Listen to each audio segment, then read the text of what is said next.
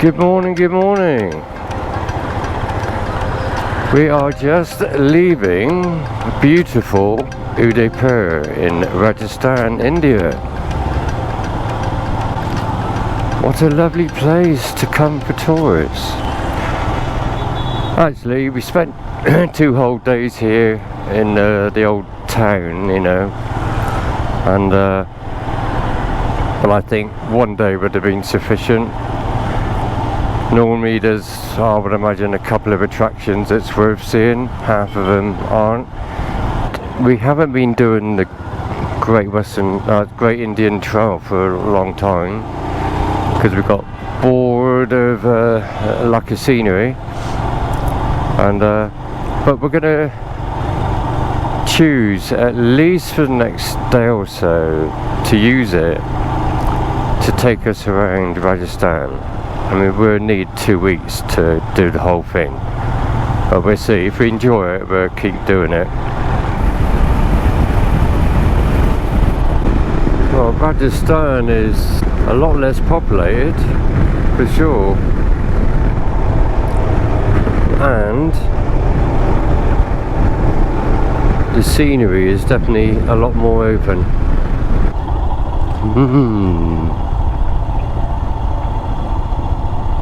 Bit rough.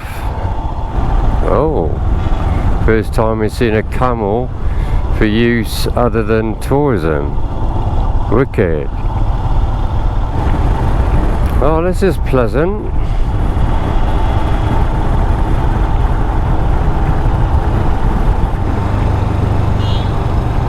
Instead of beeping, just overtake. I'm taking my time, but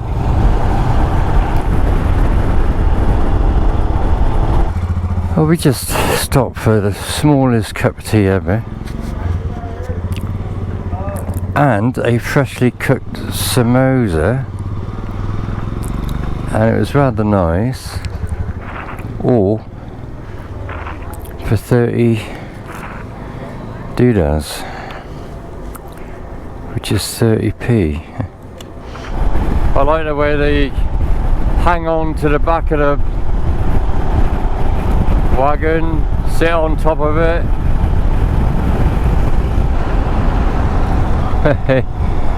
Well, there used to be palm trees growing here. Look, they're struggling, some of them, but yeah, and it's struggling in the water. It's quite a big lake here. Cool. That's a lovely view, isn't it, eh? Well, that's beautiful. It's the cleanest lake we've seen.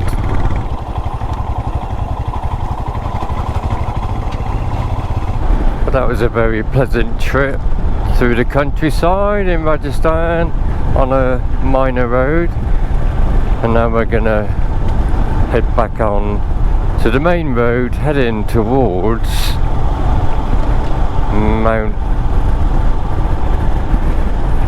Abu. That's it. Thank you, Helen. Wow, this is the main road. You know, it's like single bloody lane. Oh well, here's what it is. Oh, look at that. That's not bad, is it, for a dip in there? So we still got palm trees, and we have arable farming in the valleys. Yeah, Helen just mentioned we found pretty much through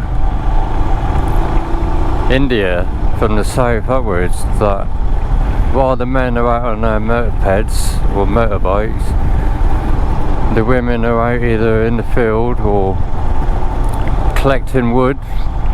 I've even seen a husband and wife walking. The bloke ain't carrying nothing, but the woman's got something heavy on her head. No chivalry over here. How many more can you get on? Here's an example of a full rickshaw. Well, on the route map, this is a very minor road, but it's bigger than the main road that we've just been on for a while. Definitely a lot less touristy, far less touristy.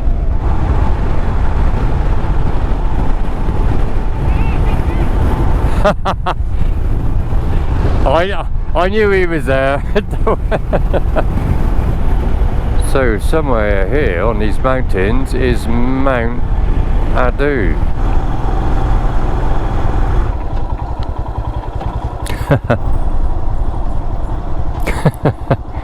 Oh my, they're cute. So we're heading to the top of a mountain where there's a town, and we're going to stay there tonight. So that'll be interesting. Loads of these monkeys everywhere, different types what we've been used to. A little baby one there. Monkeys everywhere. With a nice view this time.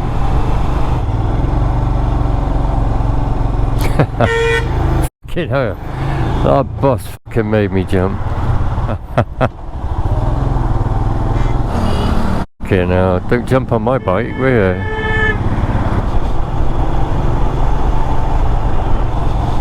Oh, bloody hell, beautiful nature, spoilt by bloody tons of litter. Fucking tons of it. There must have been like a flood one day, chucking it down there. Oh, that is so gross. That could be just such a beautiful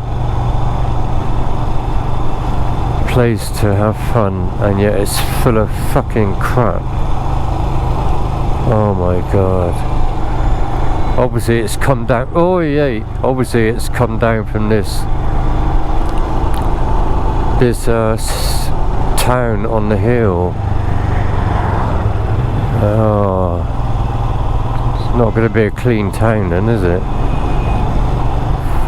All the way up here, you get cars, probably from the city, who want to just keep overtaking, especially motorcyclists. Fucking beep, beep, beep, beep. You just cannot relax and enjoy the scenery and enjoy the rubbish. I've become a bit more of an environmentalist now. Well, some people live amongst those rocks. Looks like limestone. Fucking hell. Excuse my language, but bloody hell, the rubbish. Well, I rung a guy. It's a campground. Looked like it's quite nice. Seemed like it in the pictures. Okay. Could have a campfire, have breakfast. 1800 rupees each. Look down there. That's it. Completely wrecked toilets. No camping. Well, just a bit of ground. What an absolute state. So this place, this town on the hill, was fairly famous, is absolutely littered with litter and crap. So we're extremely disappointed. So we're going to spend an hour getting back down off the mountain, and I don't know, head along the trail and see if we can find somewhere at a wild camp. It certainly won't be up here. When people say India is dirty, filthy and all that, fucking hell, they ain't wrong. They ain't wrong. This place could be really beautiful. Probably was once, but man has destroyed it. there is actually a lake at the top here somewhere, big lake, but no doubt that is going to be a bloody mess as well. Look at that, look at that, and that eventually ends up in the rivers and stuff. There is some posh hotels around here, and why anyone would want to stay up here, I don't know. Living amongst the rocks, lovely, you know. Just no respect for their environment. It's not just the people, is it? You know, the government don't give a fucking shit either. Probably the worst place we've seen so far. How this is a tourist attraction now, I don't know.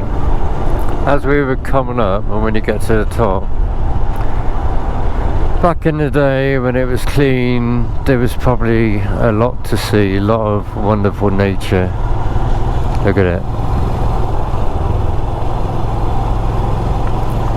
It would have been so nice to explore the area. But as it is, it's an absolute mess. And we don't want to spend one more minute up this mountain.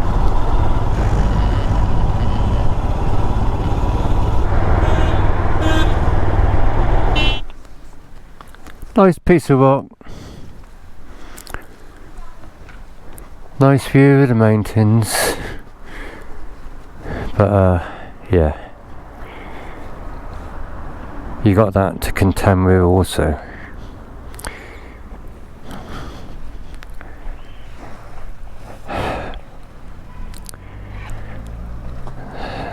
I'm sorry guys. If you're Indian, you should be ashamed of yourselves.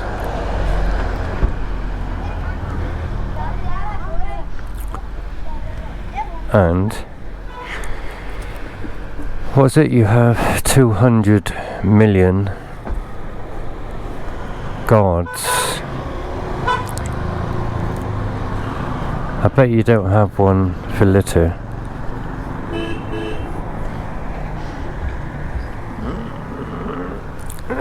Sorry, having a grumble because it is so disappointing.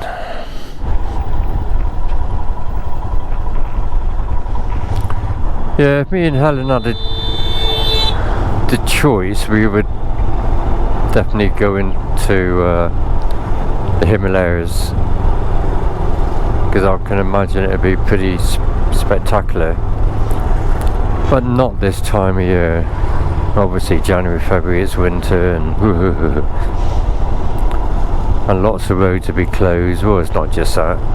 Anyway, but wherever we've been, the countryside has been spoiled, and I'm wondering whether I would even want to come back to do the Himalayas if it's anything like this. And what's bizarre, obviously most reviews on things like beaches and tourist attractions, waterfalls, all of that sort of thing,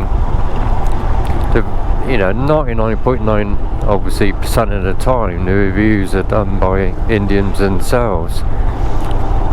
And when someone says, yeah, it's a lovely clean beach, or it's a lovely beautiful waterfall, clean, it's bullshit. I don't know what their idea of clean is.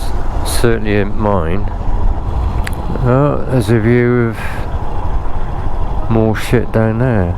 There's enough people in India who probably hasn't got jobs or anything decent,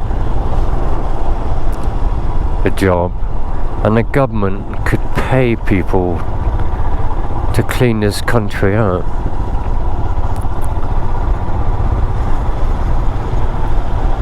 Surely something could be done. Well, we got a load of flashy motorcyclists behind us. They got loads of lights and they're flashing their hazards as well. Anyway, good morning chaps. Okay.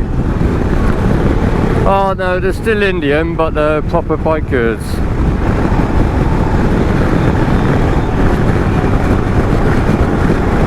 On their Harley Davidsons. After yesterday, reaching the top of that mountain, expecting it to be nice, have a nice campsite. And yeah, it was absolutely disgusting. So we're really pissed off. We've had enough of India. There's apparently so much to see. Jodhpur, Jaipur, Jaisalmer. You know, if you look in the websites, the places to visit, yeah, it all looks wonderful, but it ain't wonderful, and you got to deal with all the pollution and all the shit. We're just fed up with it. We're cutting our trip down to half. We still got a month left. Gonna have to cancel our flights. Doubt if we'll get anything back, so it's gonna cost us quite a bit to get home early. And as we still got a month time off, well, we're gonna have an adventure somewhere else. Well, those bikers who just left us, they're gonna be part of the spit and polish brigade, and they will have to do a hell of a lot of spit and polishing because they're in India. My God. You will see the state of our bikes after 2 days of it being clean. Oh.